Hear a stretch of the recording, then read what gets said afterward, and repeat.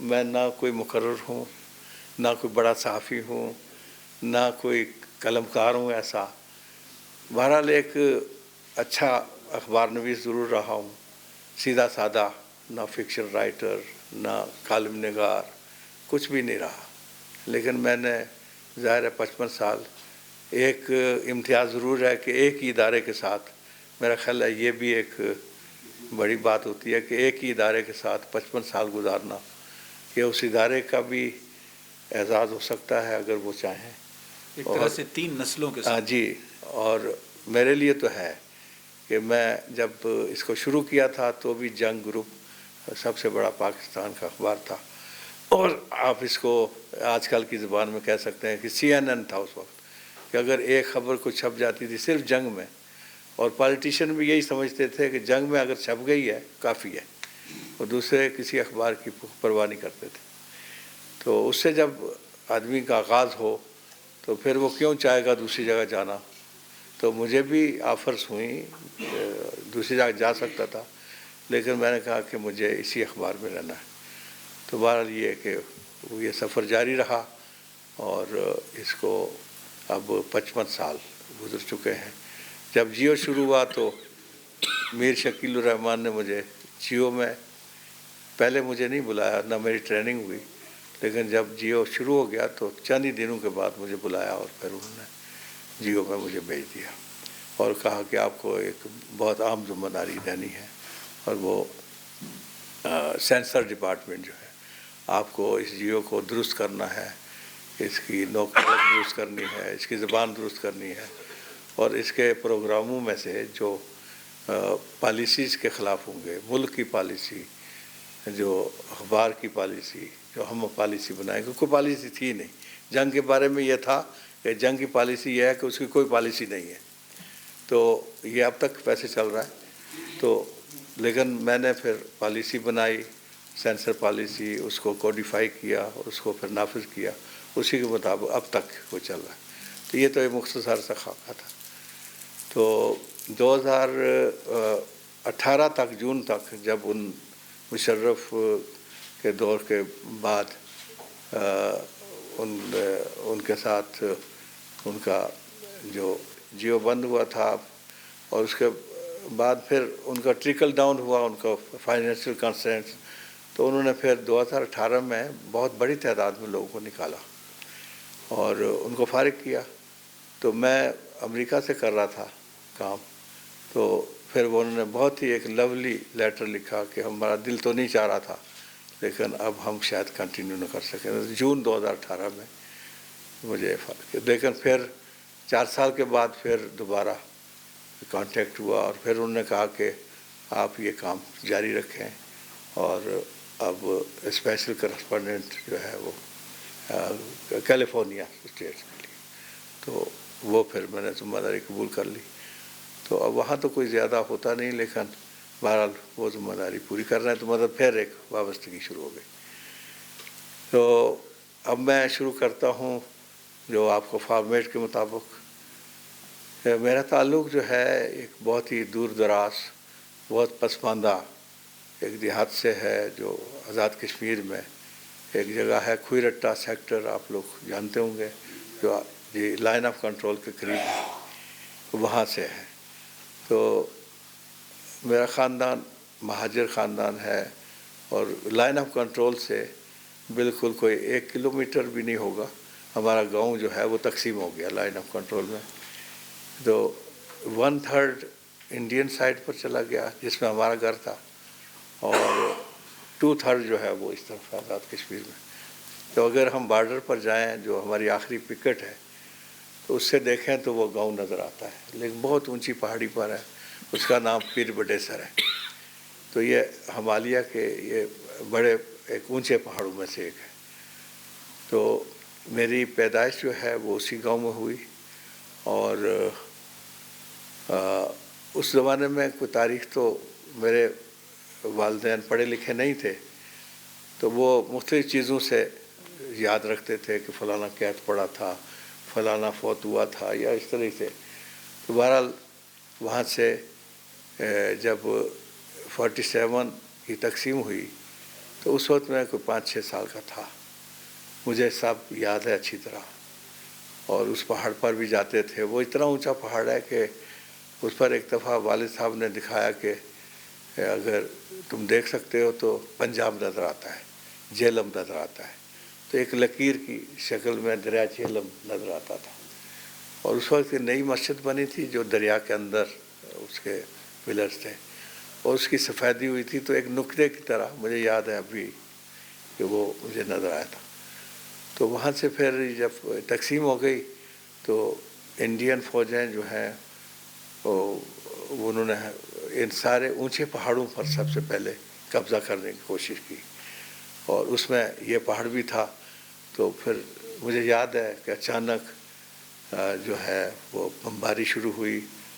اور اس سے پہلے جب تحریک چل رہی تھی وہ بھی مجھے یاد ہے کہ جلوس نکلتے تھے، اور وہاں ہندو آبادی بھی تھی، سکھ بھی تھے، سارے مکس آبادی تھی. تو مسلمان ایک سائڈ پر تھے، ہندوؤں کی آبادی ایک طرف تھی، مختلف گاؤں تھے. تو یہ جلوس نکلتے تھے، نعرے بازی ہوتی تھی. تو مجھے یاد ہے کہ یعنی پاکستان کا مطلب کیا، لا الہ الا اللہ، یہ بھی نعرے لگتے تھے. لے کے رہیں گے پاکستان، بٹ کے رہے گا ہندوستان، اس طرح کے نعرے. وہ اردو زبان میں نہیں ہوتے تھے، اپنی زبان میں جو ہماری ہند کو پہاڑی زبان کہتے ہیں اس میں. تو یہ سارا کوئی یاد ہے. ہم بچے تھے تو ہم بھی ساتھ کبھی چلے جاتے تھے کبھی نہیں، لیکن ہمیں ساتھ نہیں لے جاتے تھے کیونکہ خطرہ ہوتا تھا. تو اس میں ساتھ میں تلوار، تور بھی کہتے ہیں، برچی کہتے ہیں، اس طرح کے. اور وہ جو تپسی ٹھوس کرسی والی بندوق ہوتی تھی، توڑے دار، وہ بندوقیں ہوتی تھیں. تو اس طریقے سے یہ جلوس نکلتے تھے 12. تو یہ یاد ہے اچھی طرح. تو جب بمبارمنٹ شروع ہوئی اور یہ تو پھر سب کچھ چھوڑ چھاڑ کے خاندان ہزاروں کی تعداد میں وہاں سے نکلے. ہمارا علاقہ پہاڑی ہے، اور وہ پہلے روشنی کے گولے پھینکتے تھے اور پھر دیکھتے کہ کہاں یہ لوگ ہیں. لیکن نکل کے پھر ہم لوگ کھوئیرٹا کی طرف آئے، اور کھوئیرٹا سے ہوتے ہوئے وہاں تک بمباری رہی. پھر ہم پیدل چلتے چلتے خاندان ہزاروں کی تعداد میں جنگلوں میں، پھر کہ کبھی ایک ہفتہ رک گئے، کہیں 1 مہینہ رک گئے. اس طریقے سے کوئی 3-4 مہینے میں ہم میرپور میں پہنچے، اور میرپور سے پھر کھڑی شریف گئے، وہاں سے دریا پار کیا. تو وہاں ایک چھاونی تھی جو برٹش آرمی کی چھاونی تھی، چک جمال. تو اس چھاونی میں پھر یہ انتظام کیا گیا تھا کہ مہاجروں کو یہاں رکھا جائے گا.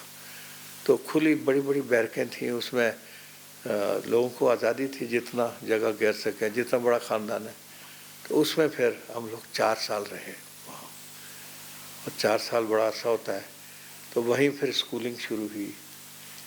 تو وہاں پھر یہ تھا کہ یہ جو تقسیم ہوئی ہے اور کشمیر جو 2 حصوں میں بٹ گیا ہے، یہ مل جائے گا واپس، یہ تھا ایک طرح. تو ہم جائیں گے تو اپنے گھروں کو واپس جائیں گے. جب یہ کچھ نہیں ہوا تو پھر کہا کہ بھئی اب واپس جائیں جہاں سے آئے ہیں، جہاں بچ سکتے ہیں. کچھ لوگ پنجاب میں چلے گئے مختلف جگہوں پر، کچھ لوگ کشمیر میں واپس چلے گئے. تو ہمارا خاندان جو ہے وہ پھر واپس چلا گیا کھوئیرٹا کے پاس ایک گاؤں ہے ڈیری صاحبزادیاں. تو وہاں پھر ہم نے جو وہی مہاجر انصار والا قصہ، جب ہم وہاں گئے تو رہنے کے لیے لوگوں نے اپنے گھر پیش کیے. تو ایک گھر میں رہے، انہوں نے آدھا گھر دے دیا ہمیں. تو اس طریقے سے میں دوسری جماعت میں تھا جب یہاں سے گئے. تو پھر وہاں اسکول تھا، پہلے مڈل اسکول تھا، اس میں داخل ہوئے کھوئیرٹا اسکول میں، اور میں دوسری جماعت میں 52 میں داخل ہوا. اور پھر تو میں پڑھائی میں اچھا تھا، طالب علم. تو مجھے یاد ہے کہ 5ویں میں فرسٹ آیا تھا، اور اس میں مجھے وظیفہ ملا تھا، اور وہ 36 روپے تھا. لیکن وہ زمانہ بڑا غربت کا تھا. یہ 36 روپے 36 لاکھ کے برابر تھے. تو مطلب 1 آنا بھی نہیں ہوتا تھا. اسکول کی فیس 1 آنا، دوسری جماعت کی 2 آنے، یہ بھی نہیں ہوتی تھی. اور کھانا ایک وقت کا ملتا تھا. 5ویں جماعت تک میرے پاؤں میں جوتا نہیں تھا. اچھا اس کے بعد لیکن پڑھنے کا شوق تھا. تو ہمارے درمیان ایک نالا بان ہے, ایک دریا ہے اسکول کے درمیان اور ہمارے گاؤں کے درمیان. تو میں نے کبھی اسکول مس نہیں کیا کہ یہ نالا چڑھا ہوا ہے مانسون میں. مجھے تیرنا آتا تھا بہت اچھا. تو میں اپنی کتاب میں باندھتا تھا اور کپڑے وپڑے اتار کے, تو جہاں لیول ہوتا وہاں سے ایک طرف سے پڑھ کے دوسری جگہ سے نکلا. تو اس طریقے سے میں نے کبھی اسکول مس نہیں کیا. میں پڑھائی میں اچھا تھا. پھر 5ویں جماعت میں جو وظیفہ ملا تو وہ مجھے یاد ہے, سردار عبدالقیوم اس وقت نوجوان تھے, اس وقت وزیر بنے تھے یا مشیر تھے کیا تھے, وہ آئے تھے وہاں. تو انہوں نے مجھے دیا وہ انعام. تو وہ وظیفہ مجھے 36 روپے دیا تھا. تو یہ میرے لیے ایک پہلا اعزاز تھا جس سے بڑی خوشی ہوئی. تو پھر اور شوق پیدا ہوا پڑھنے کا. تو پھر میں نے 5ویں جماعت سے, 6ٹھی جماعت سے انگریزی شروع ہوتی تھی. پھر آپشنل سبجیکٹ 2 تھے, عربی یا فارسی. تو میں نے عربی لی, انگریزی 6ٹھی سے. 8ویں میں میری عربی بھی ٹھیک اچھی 14 گردانیں ہیں, یہ وہ سب کو یاد ہو گیا. انگریزی میں لکھ لیتا تھا. تو میں شوقیہ کچھ لوگوں کو خطوط لکھتا تھا انگریزی میں, تو انگریزی کی پریکٹس بھی کرتا تھا. تو میٹرک تک پہنچتے اس میں ہم 4 طالب علم تھے, جو ایک تو جینیس تھے بہت ہی زبردست, تو وہ محنت کریں نہ کریں وہ فرسٹ ہی آتے تھے. ہم 3 تھے جو کبھی ایک بڑھ گیا آگے دوسرا. تو اس میں ایک ایڈوکیٹ بعد میں بنے, اور وہ لیکن وہ حنیف تھے, ان کا انتقال بہت جلدی ہو گیا, بڑا پرامزنگ آدمی تھا. اس وقت ان کے بھائی جو ہیں آزاد کشمیر میں نسیم ایڈوکیٹ ہیں, چھوٹے بھائی, وہ اس وقت وہاں کسی عہدے پر ہیں, مجھے یاد نہیں. دوسرے تھے شاہ جہاں جو ایس پی تھے یا کیا تھے, وہ ریٹائر ہو چکے ہیں آج کل علیل ہیں, تو وہ تھے. اور تیسرا میں تھا. تو مجھے دوسری پوزیشن آئی ضلع میں. اور اس زمانے میں جو میٹرک میں پوزیشنیں آتی تھی وہ آتی تھیں 72%, 73%. اب آتی ہیں اگر 1100 نمبر ہیں تو 1150 پر آتی ہیں, تو وہ 50 اور اوپر ہو جاتے ہیں یہ. لیکن اس زمانے میں تو میرے تھے 69%. تو اس میں انگریزی, میتھ اور سائنس میں بہت اچھے نمبر تھے پورے. تو 1960 میں میٹرک کا امتحان دیا. ہمارے اسکول میں پہلی دفعہ سینٹر بنا, وہ ہائی اسکول ہو گیا تھا, تو پہلی دفعہ سینٹر بنا. لیکن پریکٹیکل جو سائنس کا تھا وہ ہمیں ضلع کوٹلی میں جا کر دینا پڑا. تو ہم پیدل وہاں سے جو 25 کلومیٹر ہے پیدل گئے وہ دینے کے لیے. 2 دن وہاں رہے اور وہ دے کر ہم وہاں سے واپس آئے. تو لیکن آگے پڑھنے کا شوق تھا. دوسرا یہ کہ گھر کے حالات ٹھیک نہیں تھے. تو میں نے والد صاحب سے کہا کہ میں آگے پڑھنا چاہتا ہوں. تو انہوں نے کہا کہ تمہیں جتنا میں نے پڑھانا تھا پڑھا دیا, اب نوکری کرو اور پڑھنا چاہتے ہو تو پڑھو, مجھے کوئی اعتراض نہیں. تو پھر سوچ بچار شروع ہوئی. والد صاحب خود کیا کر رہے تھے اس وقت؟ اس وقت تھوڑی سی زمین تھی وہ تھی, اور ایک لکڑی کا کام کرتے تھے, یہ فرنیچر وغیرہ کا وہ کام. تو وہ پھر ایسا ہوا کہ 1-2 جابس نکلی. دیہات سدھار کا ایک محکمہ تھا, تو اس میں ٹرائی کیا. تو رشوت جیسے آج کل ہے, فیوریٹزم جیسے آج کل ہے, اس زمانے میں بھی تھا. تو وہ جن کو نوکری ملنی تھی ان کو مل گئی اور ہمیں نہیں ملی. تو وہ بھی ایک بڑا صدمہ ہوا. پھر اسکول میں ہیڈ ماسٹر صاحب بڑے مہربان تھے, اور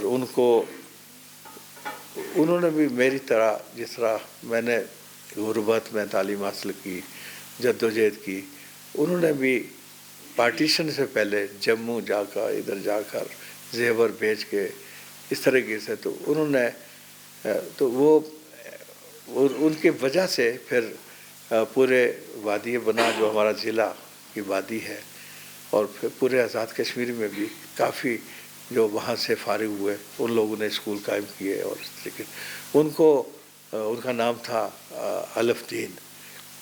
ان کو اب تک وادی بنا کا خاص طور پر اور آزاد کشمیر کا سر سید احمد خان کہتے ہیں. تو بعد میں پھر ڈائریکٹر ایجوکیشن ہوئے اور ان کا انتقال بڑا جلدی ہو گیا. تو ایسا ہوا کہ جاب کے سلسلے میں انہوں نے کہا کہ ڈرائنگ میری اچھی تھی کہ نہیں یہاں ڈرائنگ ٹیچر ہو جاؤ. پھر مشورہ یہ ہوا کہ اگر میں نے یہاں کر لیا، کیونکہ سوچ یہ تھی کہ یہاں سے نکلا جائے، کہیں باہر جایا جائے، یہ یہاں رہے تو آگے یعنی نوکری یہاں یہی رہے گی، لیکن مزید تعلیم شاید نہ ہو سکے. تو پھر میں سوشل اس زمانے میں بھی تھا، جو چھوٹا سا شہر تھا، 80-100 دکانیں تھیں، اس میں 4-5 جو معززین تھے ان سے میرا تعلق تھا، رابطہ تھا. تو ان سے مشورہ کیا، ایک یعنی آپ مشاورتی اجلاس کہہ سکتے ہیں کہ میں یہ کرنا چاہتا ہوں. تو انہوں نے یہ مشورہ دیا، جو پڑھے لکھے لوگ تھے، اور اس میں ایک وہاں کا جاگیردار تھا جن کے اب پوتے جو ہیں وہ DIG ہیں، میں کل ہی مل کے آیا ان سے، وہ شہریار اسکندر. تو ان کے دادا بھی تھے. تو انہوں نے سب نے مشورہ دیا کہ اگر کوئی سبب بن جائے، کوئی آپ کو موقع مل جائے تو آپ کراچی چلے جاؤ. کراچی میں نائٹ کالجز ہیں، کراچی ماں ہے سب کی، وہ گود لے لیتی ہے. تو وہاں آپ کو نوکری بھی ملے گی اور آپ کو پڑھنے کا موقع ملے گا، نائٹ کالجز ہیں. تو پھر سبب اب کیا ہو، میرا تو کوئی نہیں تھا وہاں. تو مجھ سے سینئر ایک تھے میرے بڑے اچھے دوست گاؤں کے ہی، تو وہ 2 سال پہلے میٹرک کر کے ان کا خاندان تھا، کوئی ان کے تایا تھے، وہ چلے گئے تھے. وہ 2 سال کے بعد چھٹی پر آئے، شادی ان کی تھی. تو جب دوست ہوتے ہیں گہرے تو پھر بات کرتے ہیں کہ بھئی کراچی کیا ہے، شہر کیا ہے. تو ہم رات بھر جاگتے رہے. تو اس نے بتایا کراچی بہت اچھا بڑا شہر ہے، روشنیوں کا شہر ہے، اس میں یہ چیز ہے، اس میں بتیاں ہیں، اس میں کالج ہے. میں کیواڑی میں رہتا ہوں اور ساتھ میں وہاں جہاز آتے ہیں بڑے بڑے، سمندر ہے. اب وہاں سمندر پر ہمارا جو نالا باندھ تھا نا، اس میں کئی جگہ بڑے بڑے تالاب تھے. تو میں نے کہا کیا سمندر اس سے بھی بڑا ہے؟ تو وہ بہت ہنسے، کہنے لگے جب آپ کبھی کراچی آئیں گے تو پھر پتہ چلے گا. یہ لمحہ ہے کہ وہ جس کا میں انتظار کر رہا تھا. میں نے کہا بشیر بات یہ ہے کہ میں فیصلہ کر چکا ہوں، مجھے کراچی جانا ہے. تو کیا آپ میرے پاس نہ پیسے ہیں نہ میں کوئی ہے وہاں اور تم ہو وہاں، تو کیا میں تمہارے ساتھ جا سکتا ہوں؟ آپ اپنے ماموں سے پوچھو. ان کے 2 ماموں ساتھ رہتے تھے. تو یہ ہم نے ساتھ کھیلے بھی اور ہر وقت ساتھ رہتے تھے، بہت اچھے دوست تھے. اس نے کہا ٹھیک ہے میں بات کرتا ہوں. تو انہوں نے دوسرے دن مجھے بتا دیا، یہ رات ہم گھر آ گئے. دوسرے دن بتایا کہ انہوں نے کہا ہمیں کوئی اعتراض نہیں. میں نے بتا دیا تھا کہ 3 مہینے کے لیے میں جاؤں گا، اور اگر 3 مہینے میں نوکری نہ ملی تو میں واپس آ جاؤں گا، لیکن اگر مل گئی تو میں پھر الگ ہو جاؤں گا. لیکن 3 مہینے کے لیے آپ کو میرے اخراجات برداشت کرنے ہوں گے. تو انہوں نے کہہ دیا کہ آپ تیار ہو جائیں، اور وہ کہتے ہیں کہ آپ ساتھ چلیں. اب مسئلہ یہ تھا کہ میں نے کہا بھئی وہ 3 مہینے تو وہاں جا کر دیکھا جائے گا، لیکن اب جانے کے لیے کرایہ تو ہونا چاہیے. تو میں نے پوچھا کرایہ کتنا لگتا ہے؟ تو انہوں نے کہا کہ کرایہ جو ہے وہ 18 روپے لگتا ہے ریل کا اور باقی ٹرانسپورٹ کا. تو 7 روپے اور بھی ساتھ رکھ لیں، 25 روپے کا انتظام کر لیں. اب پہلے تو میں نے ہی سوچا کہ 25 روپے کہاں سے آئیں گے، ہمارے پاس تو نہیں ہے، 1 روپیہ بھی نہیں ہے. پھر میں نے والد صاحب سے ذکر کیا، والد صاحب سر نیچے کیا اور میں نے دیکھا کہ آنسو ٹپک گئے. اور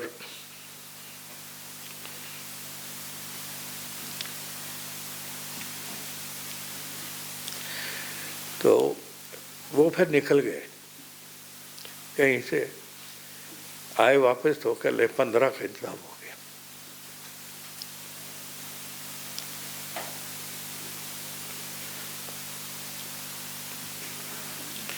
دوسرا دن آ گیا تو میں اور وہ بیٹھے ہوئے تھے. تو ہمارے اس زمانے میں جس ڈپارٹمنٹ میں مجھے نوکری نہیں ملی تھی دیہات سدھار تھا, اس کا ایک لائل پور کا بابو تھا. تو وہ مجھ سے بات چیت کرنے آتا تھا.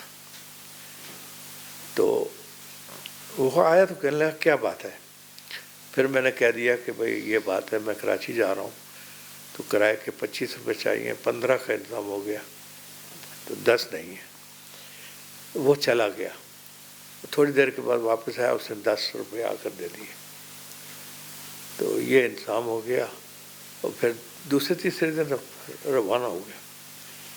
تو خیر یہ نومبر کا مہینہ تھا 1960 کا. رزلٹ آیا تھا اکتوبر میں.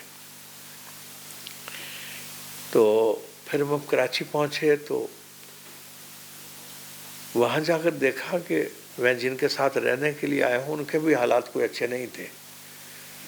وہ آپ یہ سمجھیے کہ کوئی 8 فٹ چوڑا ایک کے پی ٹی کے کوارٹر تھے جو 1.5 کمرہ تھا, اور اس میں وہ شادی ہو کے گئے ہیں, اور ایک بڑا کمرہ ہے, ایک آدھا کمرہ ہے, اور وہاں بجلی نہیں ہے گھر میں. تو اس میں مجھے ساتھ لے گئے. وہ میں وہاں جا کر افسوس بھی کیا بھئی میں نے بوجھ بن گیا ان پر, لیکن بڑے لوگ تھے. تو میری چارپائی انہوں نے باہر بچھا دی, جو دروازے کے ساتھ جعفری کہتے تھے اس کو, وہ یوں کر کے. تو وہ پھر وہاں میں جو شرط تھی 3 مہینے والی, پھر میں نے شروع کر دیا. لیکن وہ کہیں بھی کوئی نوکری کا ہر جگہ کوشش کر لی. میں نے کہا مجھے تو جانا ہی پڑے گا واپس.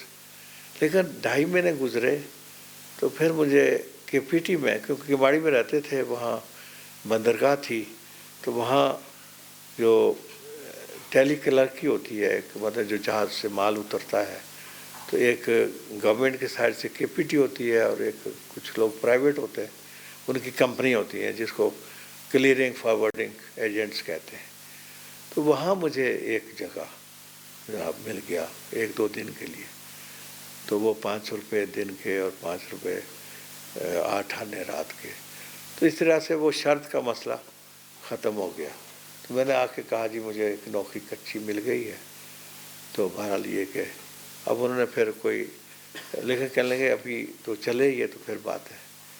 تو پھر ایسا ہوا کہ 3 مہینے کے اندر انہی کا ایک آدمی, ایک بڑے افسر جو پارسی تھا, تو وہ اس کا وہ آفس بوائے کہہ لیں یا جو ہوتا ہے پی این کہہ لیں, تو وہ باہر جب لوگ آتے ہیں تو وہ اندر چھوڑتے ہیں کہ بھئی صاحب میٹنگ میں ہے, صاحب مصروف ہے. وہ وہاں تھے. تو ان کو پتہ چلا, انہوں نے کہا بھئی عارف صاحب کا کچھ ہوا؟ تو کہا کہ نہیں کچھ نہیں ہوا. انہوں نے کہا کل آپ تیار ہو جائیں. وہ پھر مجھے اپنے دفتر لے گئے, اور دفتر لے گئے اور باہر بٹھا دیا. جب وہ آئے تو انہوں نے پوچھا, تو ان کا ذرا موڈ ذرا ایسے ہی تھا. تو کہنے لگے آج کیا بات ہے چراغ عالم؟ تو کہنے لگے میرا بھائی ہے, پڑھا لکھا ہے, 2 مہینے 3 مہینے ہو گئے, اس کو نوکری نہیں مل رہی. تو انہوں نے کہا وہ کہاں ہے بھائی تمہارا؟ انہوں نے کہا باہر بیٹھا ہے. تو انہوں نے بلایا, اور بلا کر جو ہے پھر مجھ سے کوئی لکھوایا, کوئی چیز انگریزی میں میں نے لکھ دی. تو وہ مجھے انہوں نے اس کو ڈیلی ویجز میں رکھ لیا, یعنی یہ سرکاری ملازمت میں ڈیلی ویجز. تو یہ ایک پرماننٹ شروع ہو گیا. پھر اس کا 1 سال کے بعد امتحان ہوا, میں نے ٹاپ کر لیا. تو اس میں وہ جو ہم مستقل ہو گئے, پکے ہو گئے. تو وہ جو ڈیزگنیشن ملا وہ جی او سی کا تھا. میں بڑا خوش ہوا, میں نے کہا کہ یہاں ایک چھوٹا سا امتحان دے کے میں جی او سی بن گیا ہوں. تو وہ تھا جنرل آؤٹ ڈور کلرک. تو بہرحال وہاں سے پھر 143 روپے نوکری لگی. اچھا اس عرصے میں پڑھائی کا جو ہوا کہ یہ پھر 61 آ گیا. مجھے یہ تھا کہ نوکری کے ساتھ میں کالج میں داخلہ نہیں لے سکوں گا. تو میں نے کہا پڑھنا تو ہے. تو اس میں ایک آپ کو پتہ ہوگا کہ وایا بٹھنڈا ایک سلسلہ تھا کہ آپ صرف ادیب فاضل, منشی فاضل, فارسی فاضل کر لیں اور انگلش کا امتحان دے دیں تو انٹر بی اے اور ایم اے ہو سکتے تھے. لیکن بیچ میں اسی دوران میں ایسی بات چیت لوگوں سے پتہ چلا کہ اس میں ایک خطرہ بھی ہے. وہ یہ ہے کہ اگر کسی کو پتہ چل گیا تو تانے بہت ملیں گے، اور شادی جب ہو جائے تو بیوی کو پتہ چل جائے تو وہ تو جینے نہیں دے گی. تو ہم نے کہا اچھا، لیکن ہم نے یہ کر لیا. 62 میں نے لاہور بورڈ سے ادیب فاضل کا امتحان اردو میں کر لیا، اور میں نے اس بشیر دوست کو بھی ساتھ پڑھائی میں لگا دیا، انہوں نے بھی کر دیا. تو اس کے بعد پھر ہماری ڈیوٹی ایک ایسی جگہ لگی جہاں 24 گھنٹے کام ہوتا تھا. تو میں نے اپنے سینئر سپروائزر سے کہا، ہم دونوں نے، کہ ہم کالج میں داخلہ لینا چاہتے ہیں اور ہم کام کر دیا کریں گے، بلکہ زیادہ کر دیں گے. تو انہوں نے اجازت دے دی. تو پھر ہم اردو کالج میں چلے گئے، جو وہاں 63 میں داخلہ لیا. تو 63 میں اردو کالج میں داخلہ لیا، اور پھر ہماری کالج کی پڑھائی شروع ہو گئی. تو وہ بھائی بٹھنڈا سے اس عرصے میں کیواڑی میں رہتا تھا. وہاں میں نماز پڑھتا تھا جماعت کے ساتھ. وہاں جماعت اسلامی کا حلقہ قائم تھا. وہاں ایک اب اردو کالج کا جو ماس میڈیا کا ڈپارٹمنٹ ہے اس کے ہیڈ ہیں، ان کا گھر وہیں تھا. تو انہی کے گھر میں وہ تھا سعید عثمانی. ان کے والد جماعت اسلامی میں تھے، لیکن امین حسن اصلاحی صاحب کے ساتھ وہ جماعت سے الگ ہو گئے تھے. لیکن ان کی والدہ جماعت کی رکن رہیں انتقال تک. تو انہی کا گھر پھر ہمارا گھر بن گیا. تو مجھے جماعت والوں نے اس اجتماع میں لانا شروع کر دیا. تو چونکہ میں مولانا سے واقف تھا، کیونکہ ہماری 9ویں اور 10ویں جماعت میں رسالہ دینیات نصابی کتاب کے طور پر تھا. تو ہمیں سبکن اس کو پڑھایا گیا تھا. ترجمان القرآن بھی میں پڑھتا تھا. تو مجھے جماعت میں اس کے اجتماع میں شامل ہونے میں کوئی دقت نہیں ہوئی. میں آ کے شامل ہو گیا، اور آپ یہ سمجھ سکتے ہیں کہ میں کہہ سکتے ہیں کہ کارکن بن گیا. لیکن ادھر اردو کالج میں داخلہ ہو گیا تھا. تو ایک واقعہ ایسا ہو گیا جس کی وجہ سے ایک بڑی تشویش سی ہو گئی کہ میاں طفیل محمد صاحب تھے سیکرٹری جنرل. تو اس زمانے میں وزرائے داخلہ ہمیشہ جماعت کے خلاف بیانات ہمیشہ دیتے رہے. اس زمانے میں خان حبیب اللہ خان تھے. تو وہ جہاں بھی کوئی گڑبڑ ہو وہ کہتے ہیں یہ جماعت اسلامی نے کرایا. لاہور پنجاب یونیورسٹی میں کچھ ہوا، انہوں نے کہا یہ جماعت نے کرایا. وہ ریلوے میں ہوا کہ جماعت نے کرایا. تو اس میں کوئی ایسا ہوا، ایک بیان آیا ان کا. تو ہم 2-3 طالب علم تھے جو اردو کالج میں تھے، اور ہمارے جو ناظم تھے جماعت کے، وہ تنظیم واسطی سے آپ لوگ واقف ہوں گے، ان کے ماموں تھے. تو وہ ریلوے کے بڑے افسر تھے اور کیواڑی میں بیٹھتے تھے. تو میاں صاحب نے کہا کہ نہ ہمارا ریلوے میں کوئی شخص ہے اور نہ طلبہ میں جماعت اسلامی کا کوئی ہے. یعنی وہ ان کا مطلب یہ تھا کہ اسلامی جمعی طلبہ کا جماعت اسلامی سے کوئی تعلق نہیں. اور یہ بات وہاں غلط تھی. مجھے بڑی تشویش ہوئی. یہ میری سوچ تھی جو بہت ہی ایک چھوٹی سی سوچ تھی کہ یہاں سے CID والے ہر ایک بندے کے پیچھے ہوتے تھے. ہم جانتے تھے یہ CID والا. تو میں نے سوچا کہ ہم 3 جو ہیں جماعت کے کارکن ہیں، اور وہ جو ہیں سرکاری ملازم ہیں اور وہ رکن ہیں. تو یہ بات غلط ہو جائے گی. میں فارسی صاحب کے پاس گیا. تو میں نے کہا جی یہ اخبار ہے اور یہ غلط ہے. تو انہوں نے کہا تم صحیح کہتے ہو، شام کو چودھری غلام محمد صاحب کے پاس چلیں گے، وہ جو فیصلہ کریں گے. ٹھیک. چودھری غلام محمد صاحب بہت بڑا نام ہے جماعت اسلامی کا، اور وہ اگر زندہ رہتے تو سب کا اتفاق رائے تھا کہ مولانا مودودی کے بعد وہی امیر بنتے. لیکن وہ ان کی تعلیم صرف میٹرک تھی، لیکن VN ان کا اتنا بڑا تھا کہ جتنے ادارے جماعت میں قائم ہوئے ہیں، جتنا کوئی بیرون ملک کام ہوا ہے، سب انہی کی منصوبہ بندی تھی. تو ہم لوگ شام کو گئے، میں گیا اور وہ گئے. تو ان سے یہ مسئلہ بیان کیا. تو انہوں نے ان کو کہا کہ آپ تو استعفیٰ دے دیں. کیوں نہیں دیا آپ نے اب تک؟ کیونکہ جماعت کی پالیسی ہے کہ جو سرکاری ملازم ہیں یا تو سرکاری ملازم رہیں یا جماعت میں آئیں. اور ہمیں کہا کہ آپ یہاں کیا کر رہے ہیں؟ آپ جو اسلامی جمعیت طلبہ میں جائیں. اور انہوں نے پتہ بتا دیا کہ فلاں جگہ ہے جمعیت کا دفتر، وہاں منور حسن سے ملے جا کر. تو وہ قریبی تھا، تو وہاں سے پھر لیکن چودھری صاحب سے یہ ہمارا ایک رابطہ ہو گیا. چودھری صاحب نے کہا کہ ملتے رہنا. تو چودھری صاحب ہی میری زندگی میں پھر میں کراچی میں گیا تو میرا اب یہ خاندان ایک بننا شروع ہو گیا، کیونکہ میرا اپنا رشتہ دار کوئی خونی رشتہ نہیں تھا. تو یہ اللہ تعالیٰ نے ایک نظام بنایا ہوا ہے کہ کوئی نہ کوئی سہارا بن جاتا ہے. تو چودھری صاحب سے یعنی کماڑی میں سعید عثمانی کی والدہ جو تھیں وہ بڑا خیال کرتی تھیں. تو میری والدہ کا انتقال ہو چکا تھا، وہ ایک میری والدہ کی جگہ ہو گئی. ادھر میں گیا تو چودھری صاحب مل گئے. وہاں سے میں گیا جمعیت میں تو منور صاحب مجھے مل گئے. اور میں نے کہا جی منور صاحب سے ملنا ہے.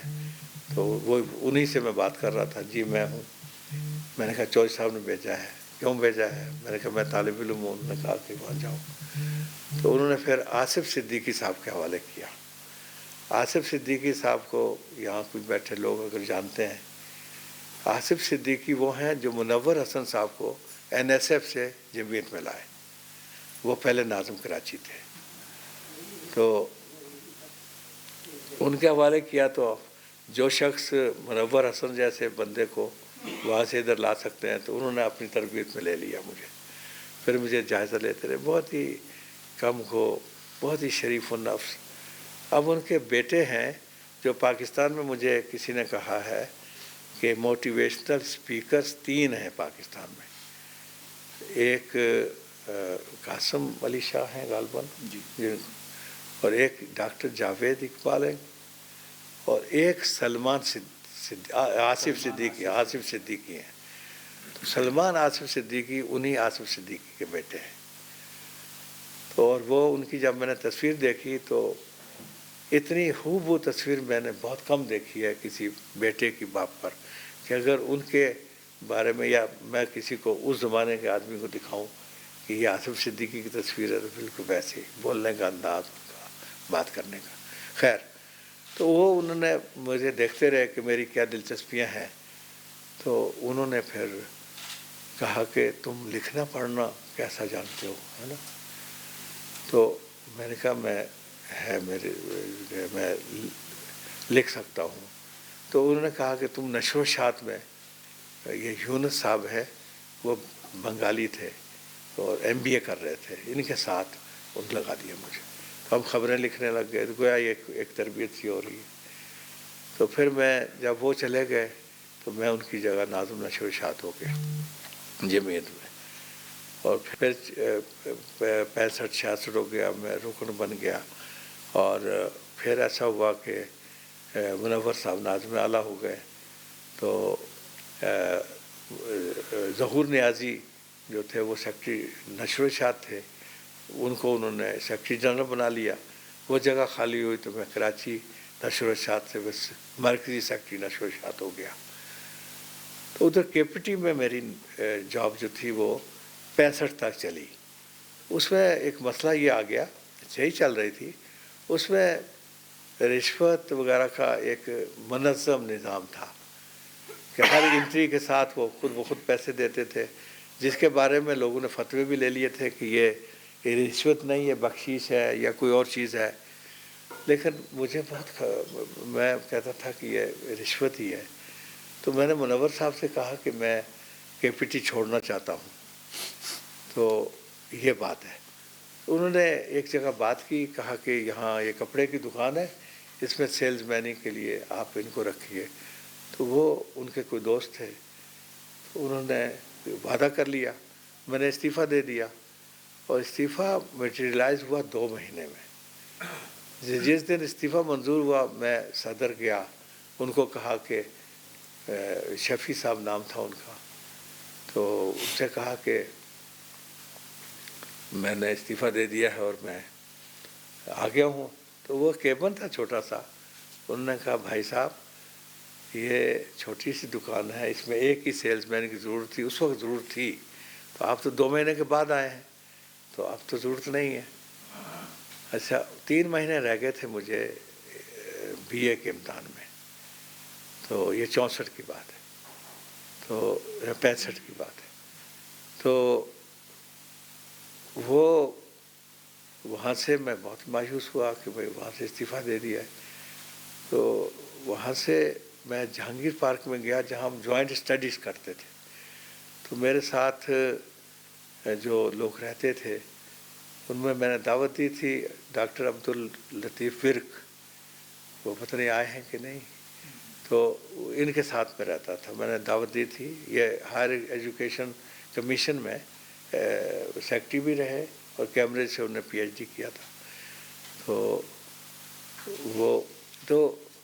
وہاں سے اطلاع آئی کہ آپ کے والد صاحب کوئی آ رہا تھا کراچی، تو انہوں نے سرپرائز دینے کے لیے یہ کیا کہ ان کے ساتھ آ گئے ہیں اور وہ بھی گھر پہنچ چکے ہیں۔ اب نوکری چھوٹ چکی ہے، دوسری نوکری ملی نہیں ہے، جیب میں پیسہ نہیں ہے، اور والد صاحب بھی آ گئے ہیں خوشی کے ساتھ، یہ ایک تشویش بھی ہو گئی۔ وہاں سے میرے پاس وہ 2-4 آنے تھے، بس میں بیٹھا، بنس روڈ پر آیا، وہاں سے میں جا رہا تھا تو یا جسارت کے ایڈیٹر ہیں، ان کے والد وہ جو تھا وہ پریس تھا ان کا، اس میں ہم لوگ جمعیت کے چیزیں چھپاتے تھے، تو میں وہاں سے گزرا، سلام کیا تو کہنے لگے بھائی کہ منہ کیوں لٹکا ہوا ہے؟ میں نے کہا جی یہ 4 چیزیں ہو گئی ہیں تو منہ نہ لٹکے تو کیا ہو؟ تو انہوں نے کہا تمہاری قسمت اچھی ہے، آج ہی 200 روپے، یہ بات ہے 65-66 کی، 200 روپے آج ہی آئے ہیں، یہ تم لے جاؤ، پریشان مت ہو، مجھے تمہارا پتہ ہے، تمہارے تعلقات ہیں، تو تم ایسا کرو کہ یہ 3 مہینے بھی گزارو، والد کی خدمت کرو، امتحان کی تیاری کرو، اور اس کے بعد میرے ساتھ کام کرو، تو تمہیں 25% منافع میں دوں گا، تو پرنٹنگ کا کام لاؤ۔ تو میں صاحب 200 روپے لیے، آ کر منور صاحب کو کہانی بتائی اور اس کی بتائی، کہنے لگے بھائی میں نے تو کہا تھا لیکن چلیے کچھ اللہ انتظام کرے گا۔ تو وہ بھی امتحان دیا، میں نے امتحان پاس ہو گیا، اور اس کے بعد میں نے وہ کام شروع کر دیا۔ تو واقعی ان کی بات یہ تھی کہ ہمارے پڑوس میں ایک صاحب تھے جو کمپنی سیکرٹری تھے، کمپنی سیکرٹری بڑی چیز ہوتا ہے، ہونڈا اٹلس جو ہے یوسف شیرازی کی نئی اس وقت شروع ہوئی تھی، تو میں نے کہا امین صاحب میں نے پرنٹنگ کا کام شروع کیا ہے، تو کہنے لگے کل دفتر آ جاؤ، تو انہوں نے کام دینا شروع کر دیا۔ اب صاحب 1 مہینے 2 مہینے میں وہ اتنا کام مل گیا، زکریا صاحب پریشان ہو گئے کہ یہ کام بہت زیادہ ہے، دوسرے پریس سے کرنے لگے۔ اب وہ میں نے جو 143 روپے کی نوکری چھوڑی تھی، وہ 3-4 مہینے میں 5-6 مہینے میں وہ مجھے 1000 روپے کی آمدن شروع ہو گئی، تو یہ میں نے 7-8 مہینے کام کیا، تو بی اے کا رزلٹ آ گیا 66 میں۔ تو میں نے پھر چودھری صاحب سے کہا کہ چودھری صاحب میں یہ کام بھی کر رہا ہوں، تو میں بی اے کر لیا ہے، اب میں کیا کروں؟ چودھری صاحب نے تھوڑا سوچا، مجھے صرف ایک کوشچن کیا کہ آپ کا عارف صاحب آپ کی انگریزی کیسی ہے؟ میں نے کہا جی بہتوں سے اچھی ہے۔ تو کہنے لیں پھر فیصلہ ہو گیا آپ صحافت میں جا رہے ہیں، تو لیکن پہلے آپ جرنلزم میں داخلہ لیں۔ تو میں نے وہ فائنڈ اپ کر دیا کام، اور اس کے بعد میں جرنلزم میں کراچی یونیورسٹی میں داخلہ لیا، ان کو رسید دکھائی، انہوں نے مجھے جنگ اخبار میں یوسف صدیقی صاحب کے پاس بھیجا، اور مجھے یہ کہا کہ یوسف صدیقی صاحب جو ہیں وہ میرے بھائی ہیں، اور لیکن وہ میرٹ پر آدمی کو لیتے ہیں، تو میں آپ کو بھیج رہا ہوں، آپ جا کر دیکھو وہ کیا کہتے ہیں۔ تو ان کے بارے میں اور بہت ساری چیزیں بتائی انہوں نے۔ میں گیا یوسف صاحب کے پاس، یوسف صاحب کا یہ معمول تھا، یوسف صدیقی کا 9 بجے ایگزیکٹ 9 بجے صبح، اب آپ حیران ہوں گے کہ ایک صحافی جو ہے صبح 9 بجے دفتر میں پہنچ جائے۔ لوگ گھڑی دیکھتے تھے کہ وہ 8:30 بجے بنس روڈ پر آتے تھے، مطلب میگلو روڈ پر، وہاں پان کلو والا پان والا تھا، اس سے وہ پورے دن کے پان بنواتے تھے، شیروانی اور فرسٹ کلاس کرتے شلوار میں، اور پھر دفتر میں اپنے کمرے میں داخل ہوتے تھے۔ 2 گھنٹے میں وہ 4 کام کرتے تھے، اداریہ لکھتے تھے، 1-2 مضمون لکھتے تھے، مراسلے ٹھیک کرتے تھے، اور 11 بجے اس وقت کوئی داخل نہیں ہو سکتا تھا. تو چودھری صاحب نے بتایا تم 11 بجے کے بعد جانا. تو میں گیا تو چودھری صاحب، میں نے نوک کیا تو انہوں نے کہا کہ کون؟ میں نے کہا چودھری صاحب نے بھیجا ہے. تو انہوں نے کہا آ جاؤ. تو انہوں نے کوئی لندن کے کسی اخبار کا ایک آرٹیکل رکھا ہوا تھا. تو مجھے کھڑے کھڑے کہا کہ یہ لے جاؤ، اس کا ترجمہ کر کے لاؤ، اور ڈکشنری دیکھو لیکن کسی اور سے مت کروانا. تو یہ لے آؤ. میں 3-4 دن کے بعد لے گیا. تو میں پورا پڑھا، مسکرائے، کہ لیں اب جاؤ، جب جگہ ہوگی تو ہم اطلاع کر دیں گے. تو میں خوش ہو گیا کہ بھئی اب یہ کام ہو گیا ہے. لیکن 4-5 مہینے تک کچھ نہیں ہوا. تو پھر یونیورسٹی میں داخلہ ہو گیا. میں پہلے سال میں تھا. تو میں تقریباً بھول گیا. میں نے کہا وہ بھول گئے. تو نئے سرے سے درخواست دی. اتفاق سے مجیب الرحمن شامی بھی کراچی گئے ہوئے تھے، ہمارے دوست بن چکے تھے، اور وہ بھی یونیورسٹی میں تھے. میں نے کہا شامی صاحب یہ لکھتے تھے، فیچر لکھتے تھے حریت میں، لیکن ان کے تھوڑے سے پیسے ملتے تھے. یہ لا کرنے آئے تھے کراچی. تو یہ 66 میں مجھ سے ملے. تو میں آفس سیکرٹری بھی تھا، منور صاحب کا بھی سیکرٹری تھا، اور یہ 2-3 اور پوزیشنیں بھی تھی. تو لائبریری تھی چھوٹی سی. سید قطب کو مصر میں پھانسی لگ چکی تھی. تو اس پر وہ کچھ چیزیں لینے کے لیے آئے کہ مجھے لکھنا ہے فیچر، تو آپ دے دیں. تو اس طرح ان سے دوستی ہو گئی. تو یہ یونیورسٹی میں تھے تو ہم دونوں نے ایک ساتھ درخواست لکھی. تو میں نے کہا آپ فیچر لکھتے ہیں تو اخبار جہاں نکلنے والا ہے 67 کی جنوری میں، تو آپ اس کے لیے لکھیں، درخواست دیں. تو میں نے جنگ کے لیے درخواست نئے سرے سے لکھی. تو اس طریقے سے مجیب شامی اور ہم نے ایک دن ان کا تقرر پہلے ہو گیا، اور میرا 16 اپریل 67 کو جب مشرق لاہور سے کراچی آیا تو اس میں پھر اطلاع گئی. یوسف صدیقی صاحب نے اطلاع بھیجی چودھری صاحب اسٹوڈنٹ دینے. تو 3 اور لوگ آئے. اس میں سے ایک حیات ہے، قمر عباس جعفری، واحد صاحب امریکہ میں. تو یہ 4، دوسرے 2 کا انتقال ہو گیا. تو ہم 4 لوگ جو ہیں 16 اپریل 67 کو جنگ میں داخل ہوئے، اور اپرینٹس کی حیثیت سے. لیکن فوراً ہی تنخواہ لگ گئی. جنگ کے لیے مشہور تھا کہ یہ 5-6 مہینے کام کراتے ہیں، اس کے بعد پھر تنخواہ لگاتے ہیں. لیکن ہماری خوش قسمتی تھی کہ 200 روپے ہمارے لگ گئے. تو اس طریقے سے جنگ جو اس وقت سب سے بڑا اخبار تھا. پھر 3 سال کے بعد مجھے ڈسٹرکٹ ایڈیٹر بنا دیا. اس وقت مشرقی پاکستان ساتھ تھا تو وہ کامیابی سے چلایا. وہ ڈسٹرکٹ ایڈیٹر تھا، ہائر اور فائر کے اختیارات کے ساتھ تھا. مطلب میر صاحب نے کہا کہ جس کو چاہو رکھو، جس کو نکالو.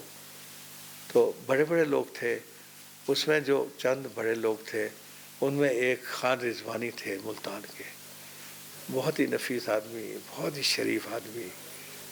تو وہ بڑی محبت والا آدمی تھا، اور وہ ملتان کی ڈائری لکھتے تھے. ایک زین العابدین تھے ڈھاکہ میں، ایک یوسف علی خان تھے لاڑکانہ میں، لاہور کے تھے ایک، میں نام آپ بھول رہا ہوں. یہ 4-5 لوگ تھے جو بڑے نامہ نگار تھے. تو یہ جب میں جنگ میں آیا تو جنگ میں مجھے جو سب سے بڑا سرپرائز بھی ہوا اور مجھے خوشی بھی ہوئی کہ مجھے کن لوگوں کے ساتھ کام کرنے کا موقع مل رہا ہے. تو میں کے پی ٹی سے آیا تھا، ایک بیک گراؤنڈ تھا. اس میں سینئر جونیئر کا اتنا خیال رکھا جاتا تھا. سینئر اگر 1 گھنٹے پہلے اس کو اپوائنٹمنٹ ہوا تو وہ 1 گھنٹے بعد والے کو رگڑ رہا ہے، اور اس کو سر نہیں کہا تو وہ پھر رپورٹ لکھ رہا ہے، پتہ نہیں کیا کیا. یہاں آیا تو میں نے دیکھا کہ جو ایڈیٹر ہے وہ بھی سب سے ایک جیسے مل رہا ہے. ہر کوئی سینئر جونیئر کا سب کا ایک جیسا احترام ہے، سب کچھ ہے، اور بڑے بڑے لوگ ہیں. اب دیکھیے آپ کہ میں نے کن لوگوں کے ساتھ کام کیا جو اپنی ذات میں ایک انجمن تھے. سید محمد تقی اتنے بڑے آدمی تھے، پاکستان کے واحد فلسفی اور بہت پڑھے لکھے خاندان سے ان کا تعلق تھا. وہ رئیس عمرئی کے بھائی تھے، چھوٹے بھائی تھے، پھر جون ایلیا کے بھائی تھے، اور پھر عباس صاحب تھے ان کے بھائی. یہ چاروں یعنی اپنی جگہ بہت بڑے نام تھے. تو ان کے ساتھ کام کیا. اور پھر رئیس عمرئی صاحب تھے، انہی کے بھائی، وہ قطعہ نگار تھے، اور جب سے جنگ شروع ہوا تھا اس وقت سے ساتھ تھے. یوسف صدیقی صاحب جو تھے وہ بھی 1936 سے ایڈیٹر کے طور پر، جب بہت ہی کم عمر تھے، تو پھر جنگ میں وہ بھی بعد میں آئے. تو یہ اتنے بڑے آدمی تھے. ان کے ساتھ اس دور میں یوسف صدیقی سے بڑا نیوز ایڈیٹر کہتے ہیں کوئی نہیں تھا. کہ ہر جدت، جو چھوٹی چھوٹی سرخیاں لگانا، جو بھی نئی چیز شروع ہوتی تھی تو میر صاحب نے ایک کہکشاں کو جمع کیا ہوا تھا. اس میں سید محمود احمد مدنی تھے، اس میں انعام دورانی تھے، ابراہیم جلیس تھے. پھر کتنے بڑے بڑے لوگ تھے، مجھے ان کے ساتھ کام کرنے کا موقع. اب یہ سارے لوگ، خالد فاروقی تھے، اس میں ابھی انتقال ہوا ان کا، زیدی صاحب کا. ارشاد احمد زیدی جو فرحاد زیدی کے بھائی تھے، کارٹونسٹ تھے، جو جیو پر کارٹون چلتا تھا، یہ اس زمانے میں بھی تھے ہمارے کا. تو اتنے بڑے لوگوں کے ساتھ کر اتنا مجھے فخر محسوس ہوتا تھا کہ بھائی. اچھا، میں تو کندہ ناتراش تھا، دیہات سے آیا ہوا تھا، تو ان لوگوں کی صحبت میں رہ کر بڑے سیکھنے کا موقع ملا. اور پھر آگے بڑھتے رہے. اور سید ظفر رضوی تھے. ظفر رضوی کمیونسٹ تھے، کارڈ ہولڈر، بڑے فخر سے کہتے تھے کہ میں کمیونسٹ پارٹی آف انڈیا کا رکن ہوں، میرے پاس کارڈ ہے. تو وہ میرے پہلے استاد تھے. مطلب یوسف صدیقی نے، انہوں نے مجھے ان کے حوالے کیا.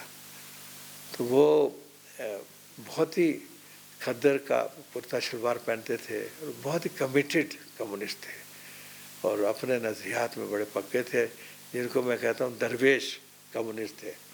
مطلب کوئی ان کے اندر کوئی ایسی بات نہیں تھی کہ اس زمانے میں کراچی میں کوئی ایسی بات ہی نہیں تھی کہ کوئی صحافی جو ہے وہ صحافت سے کوئی پیسہ بنا رہا ہے.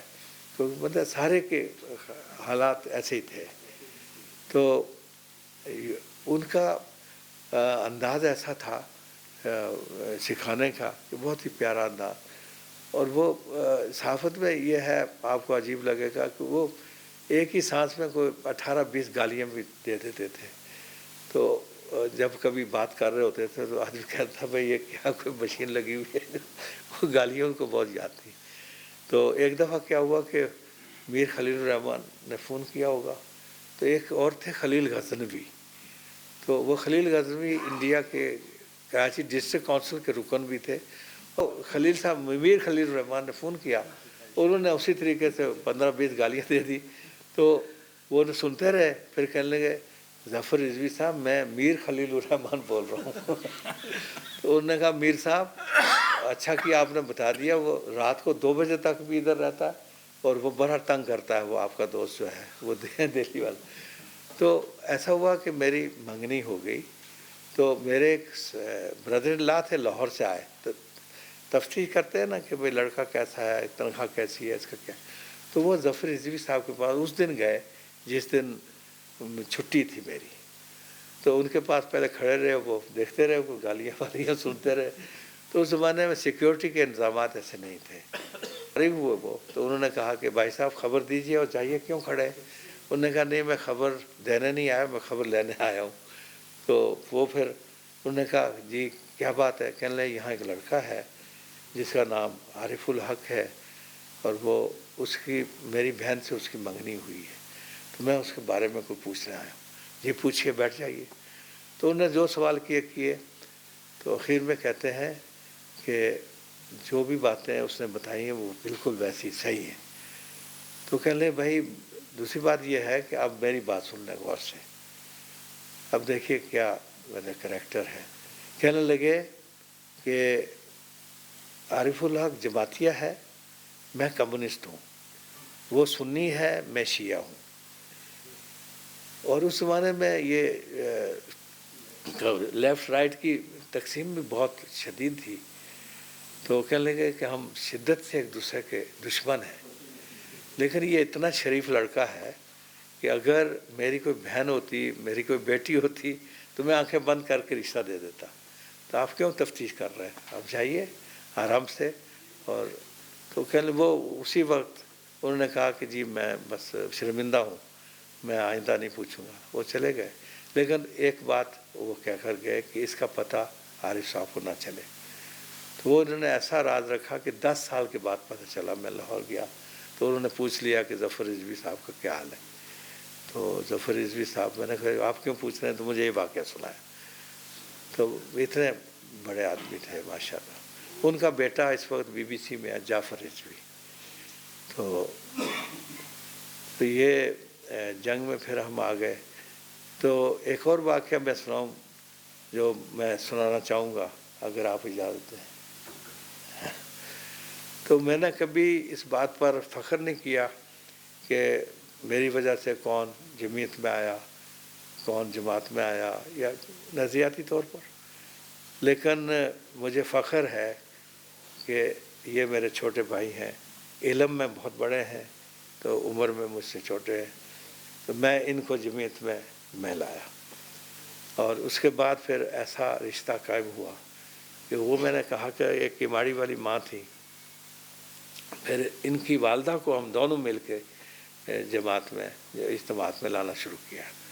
پھر وہ جماعت کی رکن بنی، شورا کی رکن بنی، پھر اسلام آباد آ گئے، پھر یہاں کی ذمہ داری رہی، پھر یہ ایک تعلق قائم۔ پھر جب میری شادی کا مرحلہ آیا تو وہ میں نے پہلے بیان کر دیا، تو اس کے لیے بھی کماڑی والی اماں کو اور ان کی والدہ کو کہا، تو وہ کریواڑی سے چلتی تھیں اور ڈسوا ٹاؤن میں رہتی تھیں، 15-20 کلومیٹر کا فاصلہ ہوگا، وہ وہاں سے ٹیکسی لیتی تھیں، یہاں آتی تھیں۔ میں نے دونوں کو اختیار دیا ہوا تھا کہ جہاں آپ کہیں گی وہیں میں شادی کر لوں گا۔